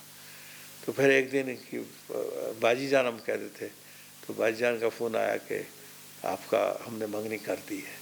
میں نے کہا جی بہت اچھا ہوگا، پھر میری شادی وہیں ہوئی۔ اور تو یہ پھر شادی جس طریقے سے وہ بھی انہوں نے تمام سارا جیسے کرتے ہیں، تو وہ شادی بھی وہیں پھر انہوں نے اسی طریقے سے، اور کماڑی والی ماں نے بھی ویسے ہی کیا۔ تو اس طریقے سے یہ سلسلہ آگے بڑھا۔ تو پھر جنگ میں مختلف پوزیشنوں پر رہا، چیف رپورٹر 2 دفعہ رہا، کورٹ رپورٹنگ کی۔ اشمت حبیب بھی ہمارے ساتھ تھے، یہ حریت میں تھے۔ اور اس کے بعد پھر جیو شروع ہوا، تو جیو میں پھر شکیل صاحب نے بلا لیا، سینسر ڈپارٹمنٹ رہا۔ پھر میں 2012 میں امریکہ چلا گیا، تو 6 سال وہاں، تو وہ ذمہ داری بھی میرے ذمہ رہی، تو اس کا ارینجمنٹ سارا میں نے کیا، جو رمضان کے پروگرام اور یہ دوسرے سارے۔ جنگ لندن جو ہے وہ بھی میں نے، یہ بھی پروجیکٹ تھا ایک، تو یہ یہیں سے تیار ہونا تھا اور لندن سے چھپنا تھا، تو یہ بھی کامیابی سے مکمل کیا۔ تو پولیٹیکل رپورٹنگ بھی کی، کورٹ رپورٹنگ بھی کی، بڑے بڑے ہائی پروفائل، الطاف غور کا جو بھٹو کے دور میں مقدمہ چلے، بڑے بڑے ہائی پروفائل مقدمے وہ ہم نے کیے۔ تو اس طریقے سے یہ سفر ہمارا۔ کوئی آپ کا جو بہت شروع میں ہائی پروفائل اسائنمنٹ آپ کو ملا اور اس کے پس منظر میں کچھ آپ کو ایسی چیزیں جاننے کا موقع ملا جو کبھی آپ رپورٹ نہ کر سکیں؟ نہیں، رپورٹ ایسا ہے کہ 2000 ڈسٹرکٹ ایڈیٹر تھا، تو 1972 میں رپورٹنگ میں آیا، اور رپورٹنگ میں میری بیٹ میں ساری چیزیں تھیں، سندھ گورنمنٹ، وفاقی گورنمنٹ، ہائی کورٹ، ماتحت عدالتیں، پولیٹیکل جماعتوں میں پیپلز پارٹی کے علاوہ ساری جماعتیں، تو وہ سارے مطلب 9 بجے آتے تھے اور 1 بجے 2 بجے جاتے تھے۔ تو اس دوران میں بھٹو صاحب کا دور آ گیا تھا، پاکستان 2 ٹکڑے ہو گیا تھا، بنگلہ دیش بن گیا تھا، تو وہ پھر انہوں نے فوراً آ کر وہ فکس اپ کرنے کا جو لوگوں کو جتنے اپنے مخالفین تھے ان کو انہوں نے فوراً جیلوں میں ڈالا، الطاف کور کو جیل میں ڈالا. تو یہ ہائی پروفائل کیسز جو ہیں اس زمانے میں high court Sindh Balochistan high court تھا اس زمانے میں. تو ہم لوگ یہ کرتے رہے. تو سب سے بڑا کیس تھا الطاف گور صاحب کا، اور وہ بہت یعنی اس کی کوریج بھی بہت ہوتی تھی اور وہ بہت عرصے تک چلا. تو اس میں ایک بات یہ ہوئی کہ الطاف گور صاحب کو بھٹو صاحب نے کوئی 1 مہینے تک ایک ایسے الزام میں بند کیا تھا. ایک محمد خان جنیجو ہوتا تھا جو دوسرا ہوم سیکرٹری تھا، اس کو کہا کہ اس کو میں نے ایسی سزا دینی ہے کہ جو کبھی نہ ملی ہو کسی کو. تو اس نے کیا کیا کہ وہ شراب کی بوتلیں ان کے گھر کے پیچھے ڈال کے اور کچھ اور الزامات لگائے اور ان کو بند کر دیا. 1 مہینے تک وہ سالیٹری کنفائنمنٹ میں رہے، ایک چھوٹے سے کمرے میں، اسی میں سب کچھ تھا، نہ کچھ پڑھنے کو نہ کچھ. اب یہ ایک ایسا آدمی جو جس نے ملک پر پورے پاکستان پر ایک لحاظ سے حکمرانی کی ہو، اس کو یہ سزا دینا. تو اس نے برداشت کیا. تو وہ کہتے ہیں کہ وہ آ کر پھر ہم بات چیت کرتے تھے ان سے جب آتے تھے. تو انہوں نے جی انہوں نے پھر ایک دفعہ بیان کیا کہ کہنے لگے کہ کچھ دنوں کے بعد میری بالکل تنہائی میں تھا، میں کوئی آواز بھی نہیں آتی تھی. وہ آتے تھے کھانا نیچے سے پھینک کے چلے جاتے تھے، تو وہ بات بھی نہیں کرتے تھے. پھر ذرا واقفیت ہوئی تو ایک دن تلاوت قرآن پاک کی آواز سنی کہ کوئی سحری کے وقت تلاوت کر رہا ہے. تو میں نے اس سے پوچھا جب صبح ہوئی، میں نے کہا یہ کون، کوئی نیا کوئی قیدی آیا ہے؟ تو انہوں نے کہا کہ جی نئے آئے ہیں، یہ کوئی تاجر ہے. تو جو صدر میں ثناء اللہ نقی نواب صاحب تھے، تو انہوں نے ایک پرچہ دیا کہ یہ ان کو دے دینا. تو وہ کہتے ہیں کہ میں نے یہ لکھا تھا کہ اگر آپ کے پاس قرآن مجید ہو تو وہ مجھے دے دیں تو میں وہ پڑھوں. میں بالکل میرے پاس کچھ نہیں ہے. تو کہنے لگے کہ پھر کچھ گھنٹوں کے بعد ایک آدمی آیا، اس نے تفہیم القرآن کی پہلی جلد دی.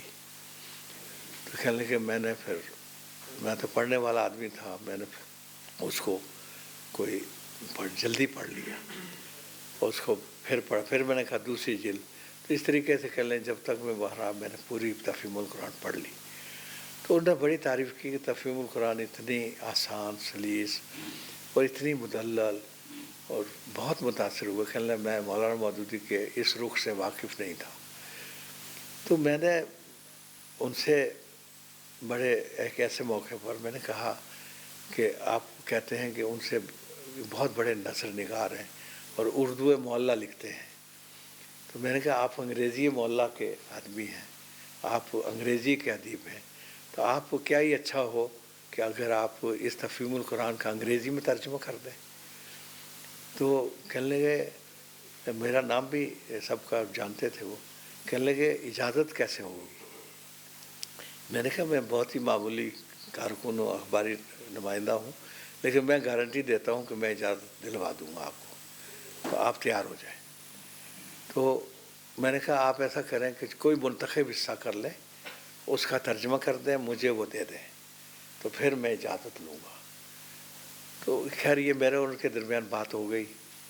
تو وہ پھر چلے گئے. نواززادہ شیر علی خان بھی وہیں جیل میں بند تھے. 3 مہینے کے لیے وہ آئے نہیں. اچانک ایک دن پتہ چلا کہ الطاف گور صاحب رہا ہونے والے ہیں. تو انہوں نے مجھے کان میں کہا کہ مبارک ہو، اجازت مل گئی. میں نے کہا کیسے؟ کہنے لگے نوابزادہ شیر، بس اتنا یہی کہا. تو لگایا کہ الطاف گور رہا ہو گئے ہیں اتنے عرصے کے بعد، اور دوسرا یہ تفہیم القرآن کا انگریزی میں ترجمہ کریں گے. دیکھتے ہی دیکھتے شام کو 400-500 کارکن ان کے گھر پر پہنچ گئے، اور وہ جماعت اسلامی کے کارکنوں نے ان کو بڑا احترام دیا کہ بھی یہ کام کریں گے. اور وہ اس دن انہوں نے ہم کو 20 فون کیا دفتر میں. یہ فون تو ہوتے نہیں تھے کہ عارف صاحب کہاں ہیں، انہوں نے یہ کیا کر دیا ہے.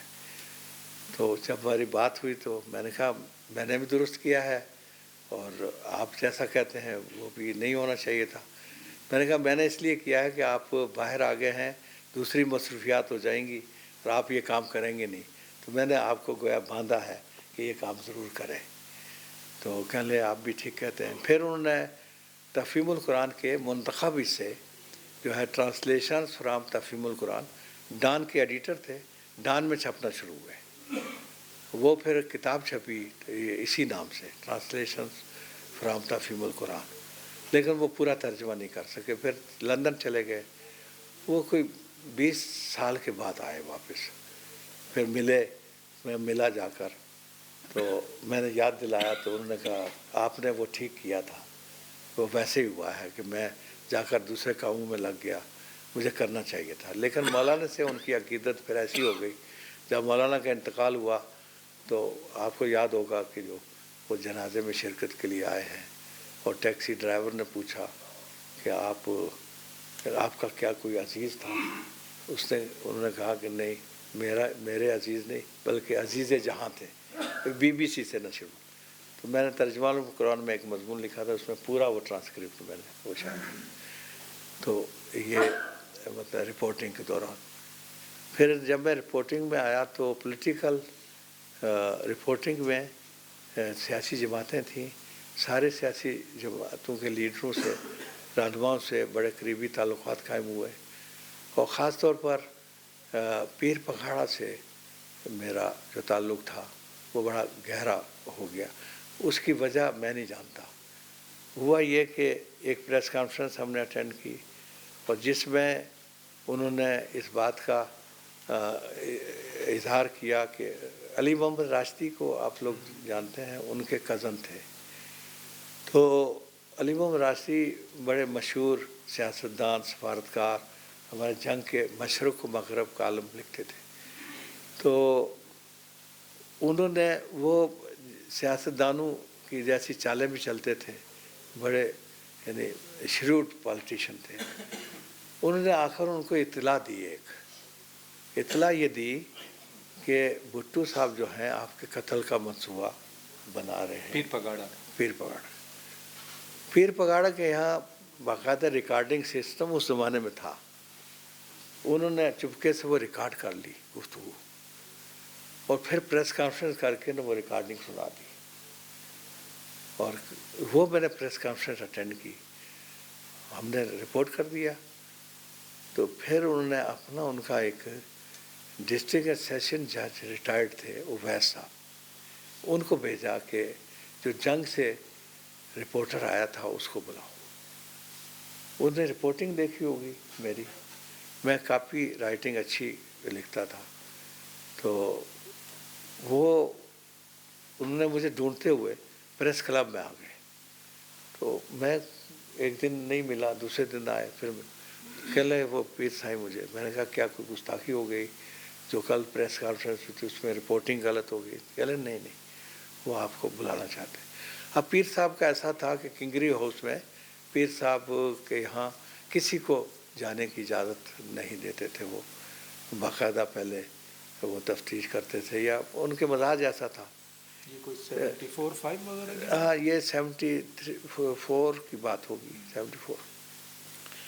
تو میں گیا تو کہنے لگے مجھے آپ اچھے لگتے ہیں تو اب آپ ہی آیا کریں, میں کسی اور کو آنے نہیں دوں گا. میں نے کہا نہیں, یہ بات غلط ہے, آپ مجھے اجازت دے رہے ہیں تو آپ کو سب کو دینی پڑے کہ آپ سیاستدان ہیں, تو آپ کو ایسا نہیں کرنا چاہیے.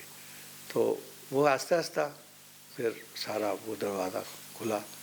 پیر صاحب سے پھر میرا تعلق بڑا گہرا ہو گیا, بہت ایسا گہرا کہ روزانہ ملتے تھے. اور ان کی مجلس جو تھی وہ کوئی 9 رتن آپ کہہ لیں, 9-10 تھے, جس میں اسد عمر کے والد بھی تھے, جس میں ایک پروفیسر شیخ رشید تھے, اور اس میں بوستانی ہوتی تھے, جنرل بشیر تھے. اس طرح کے 9-10 تھے. ایک شفیع بوئی خان تھے. تو یہ جمع ہوتے تھے, اور لوگ بھی آتے رہتے تھے بیچ میں, لیکن یہ مستقل روزانہ کے لوگ تھے. تو یہ 11 بجے سے 1 بجے تک. پیر صاحب کے اپنے بھائی بھی نادر علی شاہ, یہ جب جلا وطن ہوئے ہیں تو یہ چھوٹے تھے, تو پارٹیشن سے پہلے یہ لندن چلے گئے، تو نادر علی شاہ چھوٹے تھے اور یہ بڑے تھے، تو انہوں نے کیمبرج کر لیا تھا، یہ پیر صاحب نہیں کر سکے تھے. تو وہ کہا کرتے تھے مجلس میں، بھائی میں پڑھا لکھا آدمی نہیں ہوں، میرا چھوٹا بھائی جو ہے یہ پڑھا لکھا ہے. تو ان سے پھر ہمارا ایک بڑا گہرا تعلق ہو گیا پیر صاحب سے. تو وہ اعتماد وہ پورے ملک میں تو نہیں تھی زیادہ، لیکن سندھ میں بہت شدید تھی، جلاؤ گہراؤ اور ریل کی پٹریاں اکھاڑنا یہ وہ، تو اس میں بہت شدت تھی. تو میں نے ایک دن پیر صاحب سے، ہم دونوں تھے بیٹھے ہوئے، میں نے پیر صاحب سے کہا کہ اگر یہ متحدہ مسلم لیگ کے صدر تھے وہ، اس وقت کوئی دوسرا فیکشن نہیں تھا، تو میں نے کہا اگر آپ کو ضیاء الحق پریشر میں آ کر کہہ دے کہ ہم عبوری حکومت بنا رہے ہیں یا کوئی ٹیکنوکریٹ حکومت بنا رہے ہیں تو وہ آپ سے پوچھیں گے تو آپ کس کو وزیر اعظم بنائیں گے. تو پیر صاحب نے بہت سوچا، ایک ایک نام پر میں نام لیتا گیا. ایس ایم ظفر ان کے سیکرٹری جنرل تھے، ہر ایک کو انہوں نے ریجیکٹ کر دیا، 9 پر جا کر رک گئے. تو میں نے کہا سائیں جو بن سکتا ہے اس کا نام نہیں لے رہے آپ. چودھری ظہور الہی، فدا حسین، زاہد سرفراز، خواجہ صفدر، ان سب کا نام آیا. ان سب کو انہوں نے ایک ایک کوئی نہ کوئی وجہ کر کے نا ان کو ریجیکٹ کر دیا. پھر میں نے کہنے لگے کون؟ میں نے کہا سائیں آپ کا مرید ہے جو نیچے بیٹھتا ہے، ہم اوپر بیٹھتے ہیں. کہنے لگے وہ تو بہت بیٹھتے ہیں.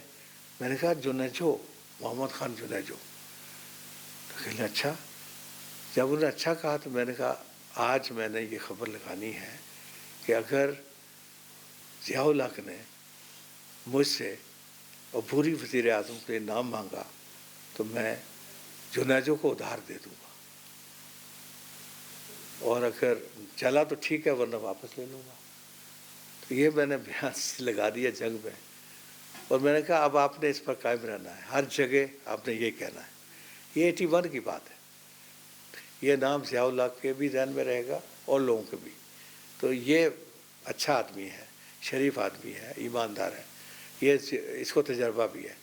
یہ ایوب خان کی کابینہ میں یا مغربی پاکستان کی کابینہ میں یہ رہ چکا ہے. چنانچہ پھر یہ وقت گزرتا رہا اور 85 کے الیکشن آ گئے. تو 85 کے الیکشن میں غیر جماعتی تھے، تو اس میں کوئی بھی آدمی جو کامیاب ہوئے، 2 آدمی ایک دوسرے کو نہیں جانتے تھے. تو میں نے پیر صاحب سے ایک دن کہا، میں نے کہا پیر صاحب آپ معلوم کریں کہ مسلم لیگ کے حامی جو ہیں پورے ملک میں کتنے کامیاب ہوئے ہیں. میں نے جماعت سے بھی پوچھا اور لوگوں سے بھی پوچھا. پھر انہوں نے 3 دن کے بعد بتایا کہ 28 لوگ، یہ بڑا گروپ تھا. جماعت کے کوئی 15 تھے، اس کے علاوہ اور جماعتوں کے تھے. تو میں نے کہا سائیں اب آپ نے مجھے بتا دیا، کسی کو نہیں بتانا. پھر میں نے خبر یہ لگائی کہ مسلم لیگ کے سب سے بڑا گروپ کامیاب ہوا ہے اور حکومت یہی بنائے گا. یہ جنگ میں خبر لگی.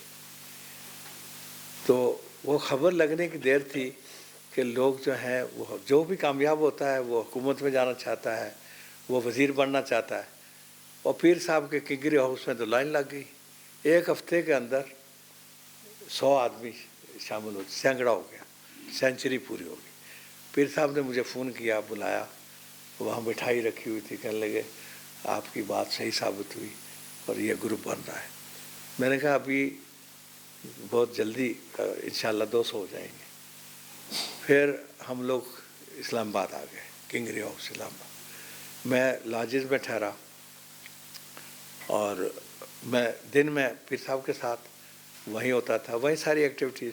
شاید خاقان عباسی کے والد بھی میرے سامنے مسلم لیگ میں آئے اور لوگ بڑے لائن لگی ہوئی سارے. اسی میں 22 تاریخ آ گئی اور وہ ضیاء الحق نے جو وزیر اعظم نامزد کرنا تھا، تو میں نے پھر وہاں ایک اور پوزیشن تھی کہ ضیاء الحق کس کو نامزد کرے گا. تو ایک یہ تھا کہ بھٹو صاحب کو پھانسی ہو گئی تھی، تو ہمدردی کا پورا ووٹ جو تھا وہ سندھ میں تھا، تو ان کو کچھ تالیف قلب کے لیے اگر سندھ سے لیتے ہیں تو میں نے کہا جی ایسا ہوگا کہ اگر سندھ سے لیں گے تو آپ نے اسٹک کرنا ہے کہ محمد خان جنیجو ہوگا، باقی مسلم لیگ کا ہی ہوگا، اگر دوسرے صوبوں سے لیتے ہیں تو ٹھیک ہے۔ سندھ سے ضیاء الحق بنانا چاہتے تھے الہی بخش سمرو کو، وہ ان کا بڑا فیورٹ تھا، لیکن ایسا ہوا کہ پیر صاحب نے بیان دینا شروع کر دیا کہ میرا کینڈیڈیٹ جو ہے وہ جنیجو ہے، میں تو پہلے ہی جو ہے وہ کہہ چکا ہوں۔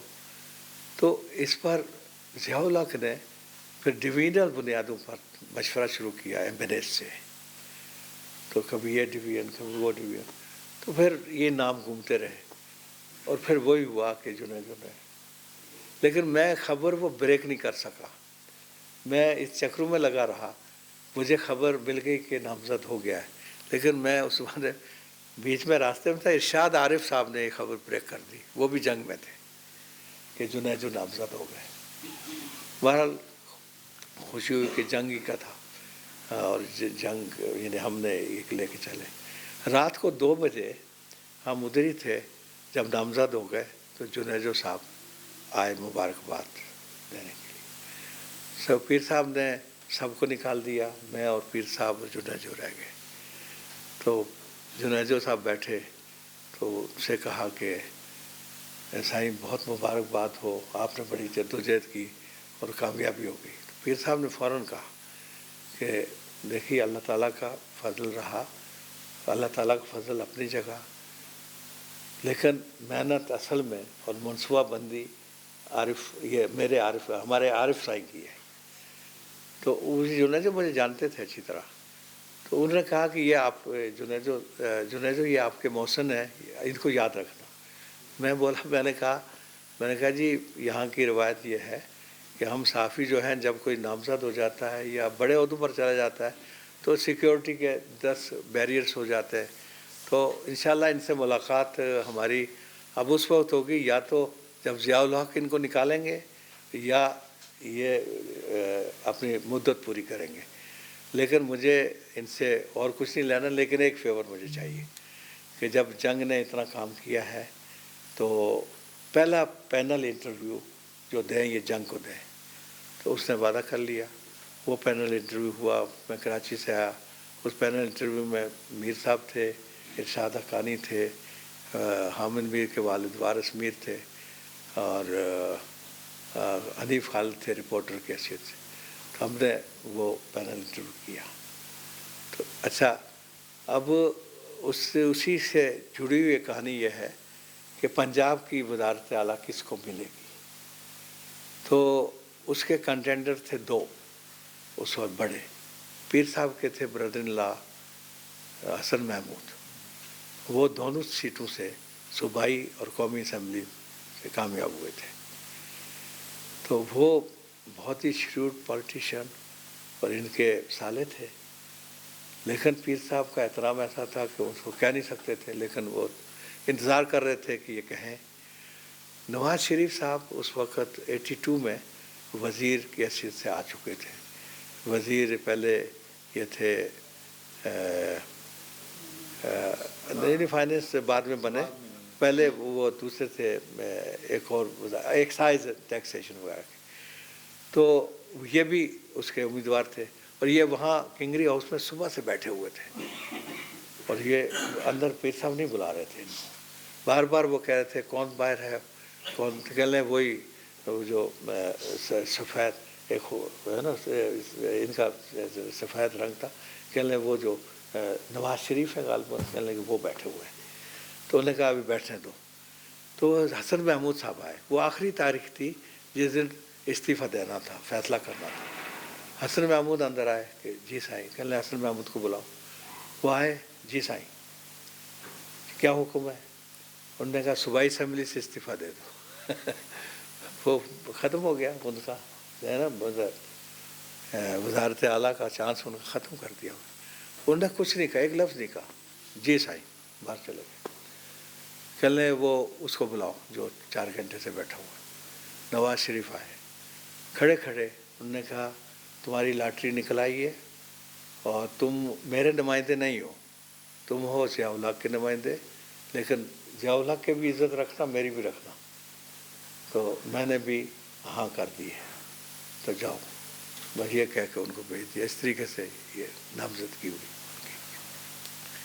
تو یہ پھر یہ کہ اور کام ایک صحافی کی حیثیت سے ویسے تو یہ ہے کہ وہ رپورٹنگ کرتا ہے.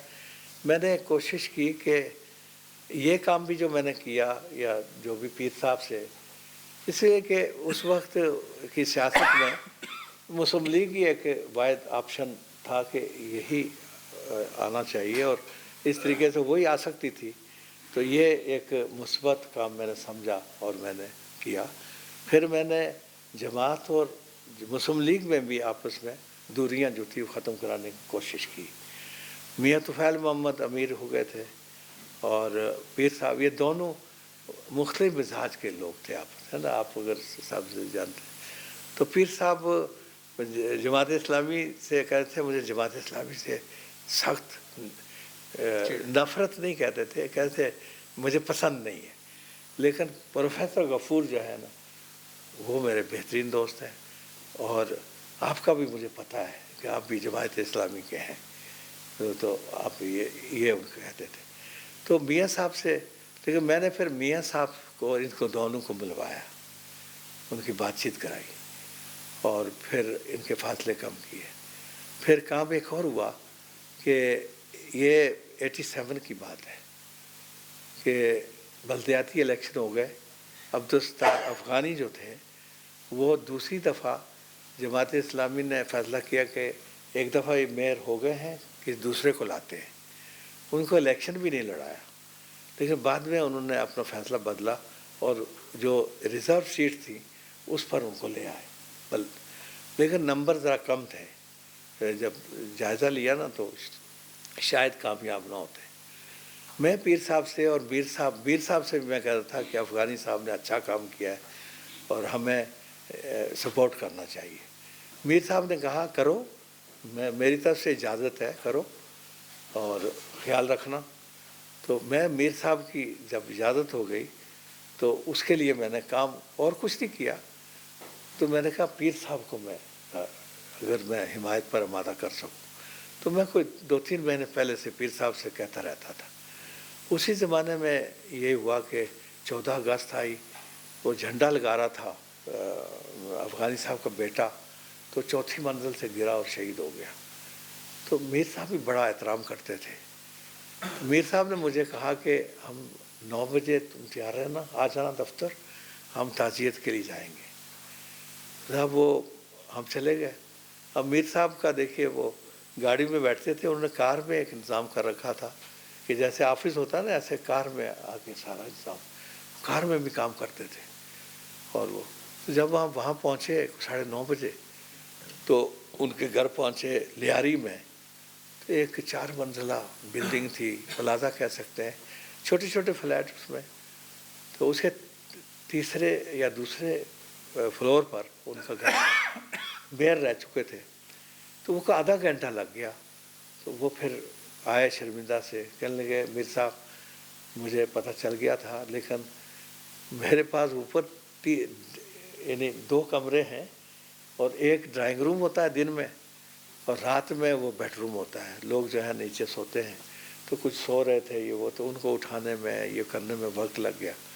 ہم اوپر گئے تو دیکھ کر حیران ہو گئے کہ ان کے 8-10 لوگ تھے جو ہے نا خاندان کے.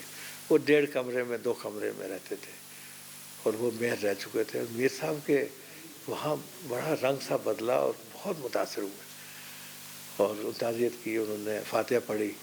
مجھے آ کر کہتے ہیں یار آپ ٹھیک کہتے تھے کہ عارف صاحب اسی شخص کو ہونا چاہیے. میں نے کہا جی میں کام کر رہا ہوں پیر صاحب کے ساتھ، تو انشاءاللہ بات بن جائے گی. میں پیر صاحب سے بھی کہتا رہتا تھا.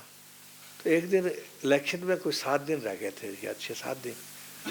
تو میں نے افغانی صاحب کو دار النور میں کہا کہ آپ کا آج ایک امپورٹنٹ اپوائنٹمنٹ ہے. کہنے لگے کہاں ہے؟ میں نے کہا پیر صاحب سے ملنا ہے آپ نے. تو مظفر ہاشمی بھی جو ہے میں نے 3 دفعہ رہ چکے، وہ ان کے نائب میئر تھے. تو مظفر ہاشمی نے کہا پیر صاحب سے تو وہاں تو اپائنٹمنٹ لینا پڑتا ہے. تو میں نے کہا جی اپائنٹمنٹ ہو گیا ہے تو چلنا ہے. تو کہنے لگے کس نے لیا اپائنٹمنٹ؟ میں نے کہا میں نے دیا اپائنٹمنٹ. چلے آپ. میں نے کہا کہ یہ شکی مزاج ہے. میں نے پیر صاحب کو فون کیا کہ ہم آ رہے ہیں. انہوں نے کہا میں انتظار کر رہا ہوں. ہم لوگ گئے. یہ لوگ بات چیت کرتے رہے. میں نے کچھ لکھ کے رکھا ہوا تھا. 15 منٹ کے بعد میں نے کہا جی بات چیت بہت ہو گئی. اب جو بات چیت یہاں ہوئی ہے اصل میں پیر صاحب کو اعتماد میں لے لیا تھا. تو میں نے پڑھنا شروع کیا کہ یہاں یہ بات چیت ہوئی ہے. اس میں یہ تھا کہ پاکستان مسلم لیگ اور جماعت اسلامی میں انتخابی اتحاد ہو گیا ہے اور یہ پورے پاکستان تک محیط ہوگا. بلدیاتی الیکشن میں جہاں جماعت اسلامی کا میئر ہوگا وہاں مسلم لیگ والے ووٹ دیں گے, جہاں مسلم لیگ کا ہوگا وہ جماعت کے دیں گے. اس طریقے سے سارا. اور اسی کا اطلاق بعد میں سینٹ کے الیکشن میں بھی ہوگا وہ, لیکن اس کی ماڈرنٹیز بعد میں طے کی جائیں گی. یہ 10 نکات تھے. اب وہ حیران کہ بھائی یہ کہاں سے آ گیا, لیکن پیر صاحب نے کہا ٹھیک ہے. پیر صاحب نے کہا اوکے ٹھیک ہے ہو گیا. دوسرے دن لیڈ تھی, کچھ خبر میں نے دوسرے اخباروں کو بھی دی. اس کا نتیجہ یہ ہوا کہ رات کو نعمت اللہ خان صاحب کے گھر پر ڈنر تھا. 7 ارکان سے مجھے پتا تھا کہ مسلم لیگ کے 7 ہیں, تو بہستان گھر ہوتی ہے, ان 7 کو لے کر وہاں پہنچے تو انہوں نے اعلان کیا کہ پیر صاحب نے معاہدہ کر لیا ہے تو اب افغانی صاحب کی حمایت کریں گے. اس کے نتیجے میں 3 جگہ کامیابی ہوئی. کراچی میں افغانی صاحب کامیاب ہو گئے, ٹنڈو آدم میں عبدالستار غوری کامیاب ہو گئے, اور لاڑکانہ میں جو گڑھ تھا پیپلز پارٹی کا وہاں مولانا جامع عباسی کے بیٹے قربان علی عباسی میئر بنے. لاہور میں بھی ایسے ہی ہوا, لیکن وہاں میاں عثمان تھے, وہاں ووٹ نہیں تھے زیادہ, وہ ناکام ہو گئے. سینٹ میں بھی یہ سلسلہ گیا. تو میں اسلام آباد میں تھا اور وہاں بھی ایسا ہوا کہ جو سیٹ تھی ریزرو ٹیکنوکریٹس کی, اس میں جو جماعت اسلامی کے تھے وہ تھے ایک حفیظ اللہ صاحب چارٹرڈ اکاؤنٹنٹ, تو وہ واحد تھے, کوئی کورنگ کینڈیڈیٹ نہیں تھا. تو ہوا یہ کہ ان کے کاغذات ریجیکٹ ہو گئے اور اس کے بعد کوئی کورنگ کینڈیڈیٹ نہیں. اب یہ پریشان سارے. تو نعمت اللہ خان صاحب کے گھر پر اجلاس تھا تو میں پہنچا کوئی 11-12 بجے, سارے پریشان. اسی وقت ٹریبونل نے بھی ریجیکٹ کر دیا. اب وہ جو معاہدہ تھا ختم ہو گیا نا, کہ وہ ان کو اس سیٹ پر کامیاب کرانا تھا مسلم لیگ نے, پیر صاحب نے, اور اس کے بدلے میں ہم نے عائشہ منور کو خواتین کی سیٹ سے ہٹا لیا تھا. تو وہ کہنے لگے پیر صاحب سے بات کرنی ہے, سو گئے ہوں گے. تو میرے کان میں بات پڑی. میں نے کہا کیا بات کرنی ضروری ہے؟ کہنے لگے نہیں, ہمیں ہمارا ایک اور کینڈیڈیٹ ہے, اس میں 2 ووٹ دے دیں تو ہم بات کام کر لیں گے. تو میں نے کہا چلیے. کہنے لگے وہ سو گئے ہوں گے. میں نے کہا نہیں سوئے نہیں ہیں, وہاں تو اس وقت 200-300 لوگ ہوں گے, آپ چلیں, اور سو گئے ہوں گے تو میں جگا لوں گا, کوئی ایسی بات نہیں. میں لے کر گیا. پھر وہ اندر لے گئے. میں جب جاتا تھا تو سلام کرتا تھا, تو میری ایک سیٹ ہوتی تھی جو پیر صاحب وہ خالی کرا لیتے تھے, میں پھر سامنے بیٹھتا تھا. تو میں نے کہا نہیں پیر صاحب تخلیہ. تو پیر صاحب میری طرف آ گئے. میں نے کہا یہ جماعت اسلامی کا ڈیلیگیشن آیا ہے تو یہ کچھ بات کرنا چاہتے ہیں. تو وہ ان کے کئی ڈرائنگ روم تھے, لے گئے ایک جگہ. تو وہاں یہ سارے لوگ یہ PC کمپیوٹرز ہوتے تھے, اس پر وہ کیلکولیشن کر رہے تھے, اتنے پوائنٹ یہ وہ. تو اس میں جو بھی تھے, شازیہ مری کے عطا محمد مری بھی تھے, دوسرے اور لوگ تھے جو IT کے تھے. تو اس وقت کمپیوٹر کم تھا بہت ہی. تو وہاں یہ ہو رہی, وہاں پیر صاحب مجھے لے گئے. تو میں نے جب مسئلہ بیان کیا اور یہ سارا وقت جو تھا جماعت کا دوسری طرف بٹھا دیا. پیر صاحب نے کہا کہ آپ لوگ جانتے ہیں کہ یہ عارف سائیں میرے دوست ہیں, یہ جب تک مطمئن نہیں ہوں گے ہم اٹھیں گے نہیں, چاہے صبح ہو جائے. اور تیسرے دن تھے الیکشن, تیسرے دن یعنی اس کے سینٹ کے. تو اس میں ان لوگوں نے کہا کہ یہ کیا آپ چاہتے ہیں؟ میں نے کہا جی یہ کہتے ہیں کہ 2 ووٹ چاہیے. انہوں نے صاحب نے سر ہلا دیا کہ ہم اگر 2 ووٹ دیں گے تو ہمارے 2 کینڈیڈیٹ رہ جائیں گے. بہرحال وہ شٹل سروس ہے. میں نے ایک تجویز دی جس کو قبول نہیں کیا گیا. میں نے کہا کہ پھر صحیح اگر ہم آپ سے ووٹ نہیں لیتے، ایک وعدہ کریں کہ ابھی 3 سال کے بعد پھر قرآن اندازی ہوگی تو اس میں آپ ایک جنرل سیٹ دے دیں جماعت اسلامی کو. پیر صاحب نے ہاتھ ملا لیا، کہنے آپ ان سے بنوا لیجیے. لیکن جماعت اسلامی والے بہت سمجھدار لوگ ہیں، انہوں نے کہا 3 سال کس نے دیکھے ہیں. میری دلیل یہ تھی کہ اس وقت پروفیسر خورشید صاحب ہو جائیں گے، ہمارے پاس 8 تھے ووٹ، 7 پر ہونا تھا.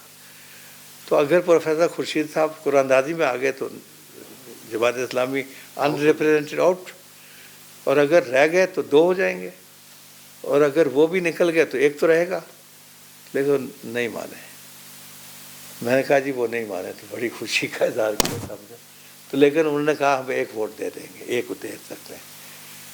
تو اس طریقے سے وہ وہاں کامیاب نہیں ہوئے. بہرحال یہ ایک کنٹریبیوشن تھا کہ جماعت اور ان کے درمیان. تو بہرحال پیر صاحب بہت ہی اچھے آدمی تھے، بہت ہی ان کے اندر ایک بات تھی کہ جیسا واقعہ ہوتا تھا کبھی غلط بیانی نہیں کرتے تھے. جس طریقے سے میں نے جنیزو کے لیے کام کیا، پوری سٹوری جنیزو کو سنائی تھی انہوں نے اسی طریقے سے ایز اٹ از. تو ان کا پھر آخر تک ہمارا انتقال تک